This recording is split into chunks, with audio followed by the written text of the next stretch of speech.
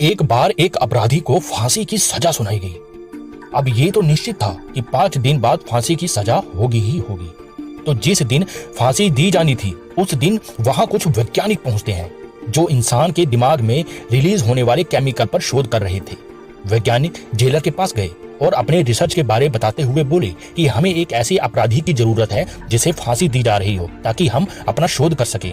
तब जेलर उन वैज्ञानिकों को उस अपराधी के पास ले गया जिसे आज फांसी दी जा रही थी।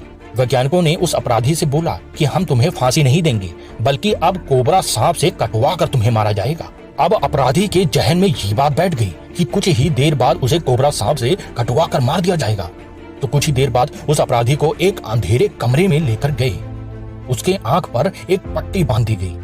अब यहीं पर एक ट्विस्ट आता है जिसमें प्लान थोड़ा सा चेंज हो जाता है, यानी कोबरा सांप से ना कटवाकर उसकी जगह 2 तीखी पिन लेकर एक साथ जोर से अपराधी के पैर में इस तरह से चुभा दी जाती है मानो सच में किसी सांप ने काटा हो। बस फिर क्या था, कुछ ही देर बाद अपराधी छटपटा कर वहीं मर गया।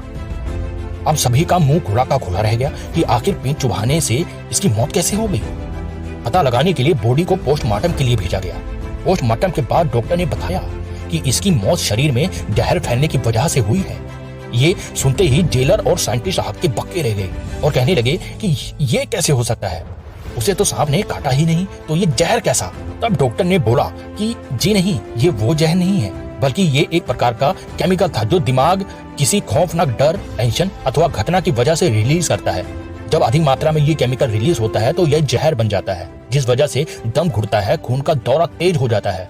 फिर यह जहर खून के माध्यम से तेजी से पूरे शरीर में फैल जाता है और ऐसे में हार्ट अटैक आने से भी इंसान की मौत हो जाती है। टेंशन, घबराहट, गुस्सा, फीलिंग और पागलपन की स्थिति भी सब कुछ दिमाग में पैदा होने वाले केमिकल रिएक्शन की वजह से ही होता है। तो इस घटना से हमें सीख मिलती है कि यदि कोई परिस्थिति आपको बर्बाद करने वाली है तो उससे भी पहले आपकी मनोस्थिति आपको बर्बाद कर सकती है, खत्म कर सकती है। सिर्फ यही नहीं, किसी लक्ष्य को पाने के लिए हमारे सर पर जो जुनून और पागलपन सवार होता है ना, वो भी इसी का ही नतीजा होता है। यानी सारा खेल दिमाग का है, हमारी सोच का है। इसलिए अक्सर कहा जाता है सकारात्मक सोचो। सकारात्मक सोच हौसलों को कभी गिरने नहीं देती और मनोबल को कभी टूटने नहीं देती। तो आज आप क्या सीखे, कमेंट करके जरूर बताना। ऐसी वीडियो रोज देखना चाहते हो तो चैनल को आप भी सब्सक्राइब कर लीजिए। जय हिंद।